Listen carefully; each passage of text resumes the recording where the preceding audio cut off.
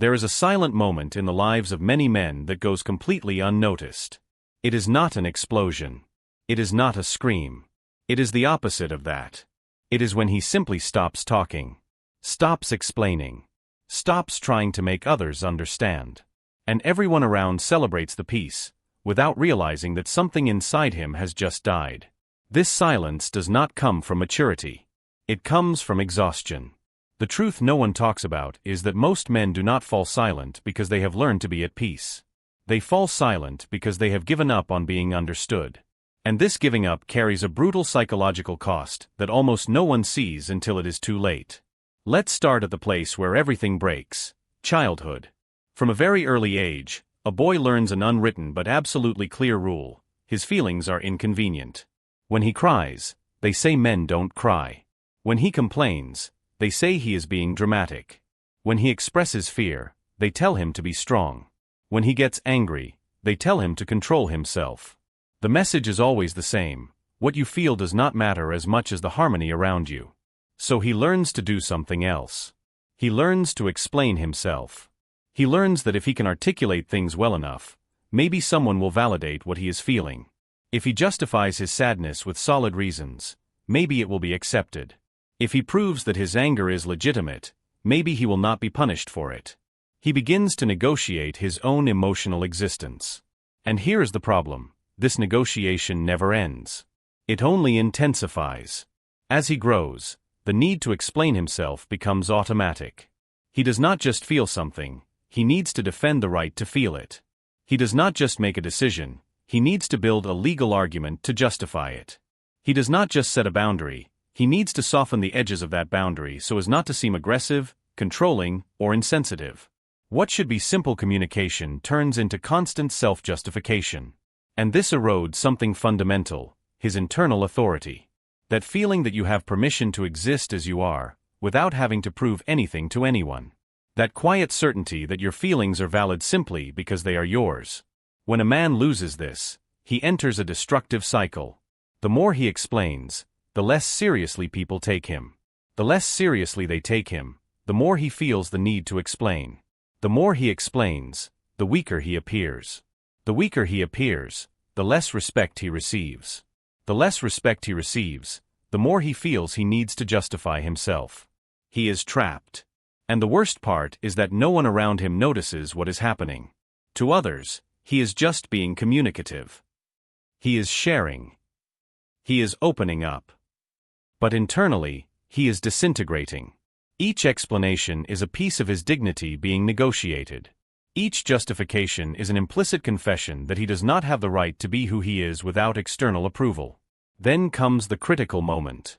That silent breaking point where he finally realizes something that changes everything. No matter how much he explains, the people who do not want to understand him never will. And the ones who truly care never needed that much explanation. It is a bitter revelation. Painful, but liberating. And that is when the silence begins. It is not a planned silence. It is not a strategy. It is an instinctive withdrawal. Like when you touch a hot pan and pull your hand back without thinking. He simply stops offering explanations. Stops filling every awkward silence. Stops correcting every misinterpretation. Stops softening every boundary. He begins to treat his feelings, decisions, and limits as facts. Not as arguments open to negotiation. If you are enjoying this content, don't forget to subscribe to the channel and like the video. And leave a comment telling us what you think so far and which city or country you are watching from. This helps the channel grow a lot and continue bringing this kind of reflection. What is interesting is that this silence is not empty. Inside, he is feeling something he has not felt in years: relief. An emotional stability he had forgotten was possible. He is no longer spending energy defending his internal reality. He is no longer trying to convince anyone that what he feels is real. For the first time in a long time, he is simply being. But here is what no one tells you about this silence. It does not bring peace immediately. It brings discomfort. And not only for him, but especially for the people around him. Because there is a type of person who got used to his explanations. Who depended on them. Who used his habit of justifying himself as a form of emotional control. When he talked too much, when he defended himself too much, when he softened every boundary, These people had full access to his inner life. They knew exactly where to press to get what they wanted. His silence destroys that access. And the reaction is immediate. The accusations begin. You're different. You're cold. You don't care anymore. You're being selfish. What they are really saying is, you are no longer letting me manipulate your emotional reality, and that deeply bothers me. But he does not respond. He does not defend himself. He does not explain that he is not being cold, just tired. He does not justify that he is not being selfish, just protecting his peace. Because he learned something fundamental: explanation is a form of intimacy. And intimacy is not something you offer indiscriminately. This is where something fascinating and painful happens at the same time. A natural filter begins to operate in his relationships. People split into two very clear groups. The first group is those who respect the new boundary, who notice the change and, instead of attacking, ask with genuine interest, "Are you okay?" These people do not demand explanations. They offer space. They do not interpret his silence as rejection, but as a need to withdraw. They naturally adjust the way they relate to him, without drama. The second group reacts badly. Very badly. Because these people never truly related to him. They related to the version of him who over-explained, who gave in easily, who negotiated boundaries, who took on emotional responsibility for everyone around him. When that version disappears, they do not know what to do. So they attack, manipulate, victimize themselves, accuse. And something curious happens. He discovers that many of the people he thought were close were actually only close to the access they had to him, not to the person he was. This hurts. It hurts a lot. Because it means looking at years of relationships and realizing that a large part of them was based on imbalance. He gave explanations, validation, emotional energy, and received in return the illusion of being understood. But here's the part that few men manage to get through: the temptation to go back. To retreat. To start explaining again just to recover false harmony. Because silence, as liberating as it is internally, is lonely externally. Especially at the beginning. He looks around and sees fewer people. Fewer conversations. Less apparent connection. And a voice inside him whispers, "Maybe you went too far. Maybe you should go back to being how you were. Maybe the problem is you." This is the most dangerous psychological crossroads.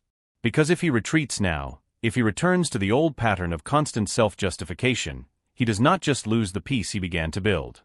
He loses something worse: trust in himself. The certainty that he can exist without needing someone else's permission.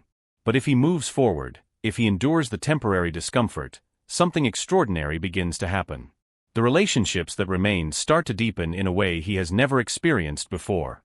Because for the first time, people are relating to who he truly is, not to the performative version of himself that tried to please everyone. He realizes that conversations become shorter, but infinitely more truthful. That he speaks less, but is listened to with more attention. That his boundaries, when expressed without excessive justification, are respected more easily. And internally, something even deeper reorganizes itself. He begins to recover energy he did not know he was losing. That chronic exhaustion he thought was normal starts to diminish. Because he is no longer spending mental hours rehearsing explanations, anticipating objections, building arguments to defend basic feelings. His mind becomes quieter, clearer, more present. He discovers that true connection does not need so many words. That the strongest relationships are built on mutual respect, not on constant explanation. That real intimacy happens when two people can simply be together without needing to fill every second with justifications. But there is still one last test. One final layer of this process that few men can name, but all of them feel. The hardest test does not come from the outside. It comes from within. It is the brutal confrontation with a question he avoided his entire life. Who am I when I am not explaining myself? Because the truth is that he spent so much time defining himself through the explanations he gave that now, without them, he feels strange. Empty. Almost unrecognizable to himself. He built an entire identity around the ability to articulate, justify, defend. And now that this structure has collapsed, he needs to discover what remains. This is the identity crisis no one warns you is coming. He looks in the mirror and sees a quieter man. More contained. less emotionally available. And a part of him panics. Am I becoming cold? Am I losing my humanity? Am I closing myself off too much? This is where many men make a fatal mistake. They confuse containment with coldness, silence with indifference, boundaries with lack of love. And afraid of becoming insensitive, they return to the old pattern of over-explaining, constantly justifying themselves, negotiating their own existence. But those who move through this crisis discover something revolutionary. You can be deeply loving without being emotionally available to everyone. You can care without taking responsibility for other people's feelings. You can be kind without being weak. You can be understanding without constantly explaining yourself. Containment is not the absence of emotion. It is presence with direction. He realizes that before, when he talked too much, when he over-explained, he was dispersing his emotional energy in every direction, trying to make everyone feel comfortable with who he was, trying to prove that he deserved to be loved, respected, heard. Now, he directs that energy. He chooses with whom to share his inner life. He offers explanation to those who deserve it. He opens up to those who honor that openness. And to everyone else, he maintains a gentle but firm distance. And this conscious choice changes everything. Because for the first time, he understands that his silence is not a symptom of a problem. It is a symptom of healing. It is not a sign that he gave up on people.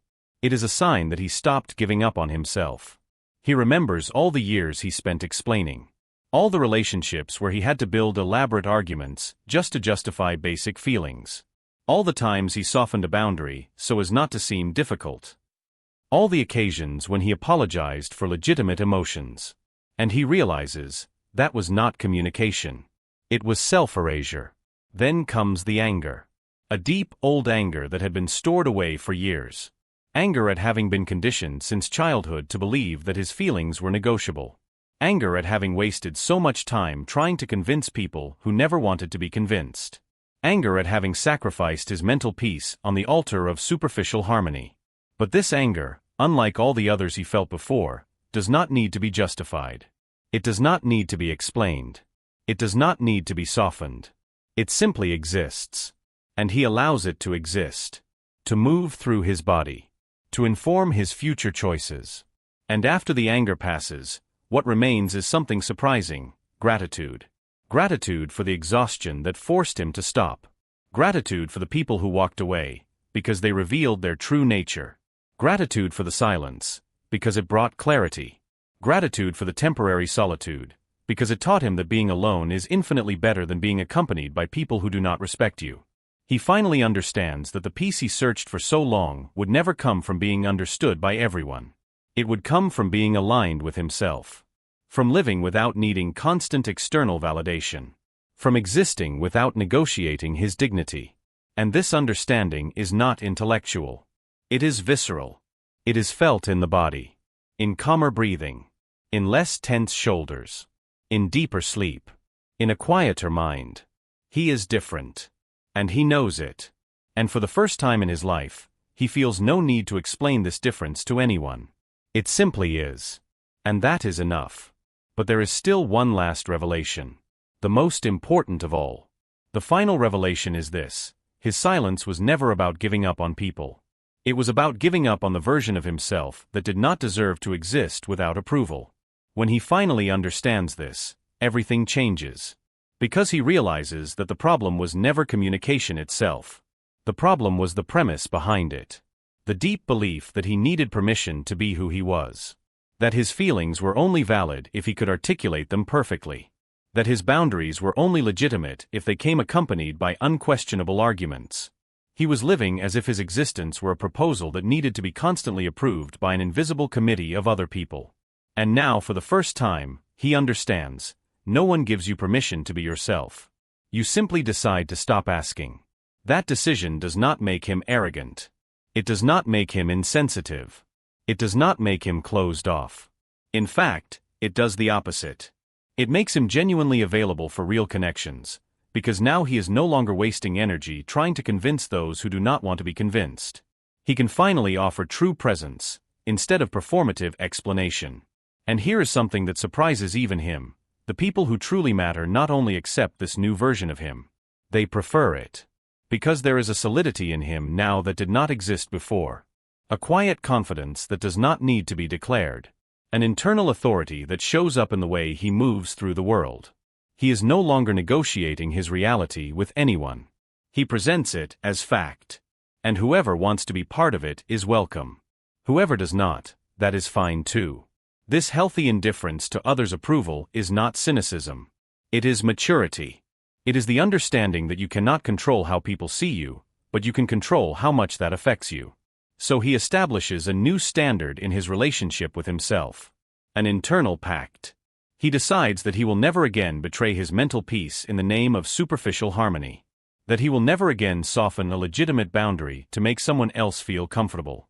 That he will never again apologize for feelings he did not choose to have. And this pact is reflected in every area of his life. At work, he stops justifying every professional decision. He makes his choices based on what he knows to be right and lets the results speak for themselves. In relationships, he stops explaining why he needs time alone, why certain topics bother him, why certain people are no longer part of his life. He simply acts according to his needs and lets those who want to understand, understand. And the most fascinating part, people begin to respect him more.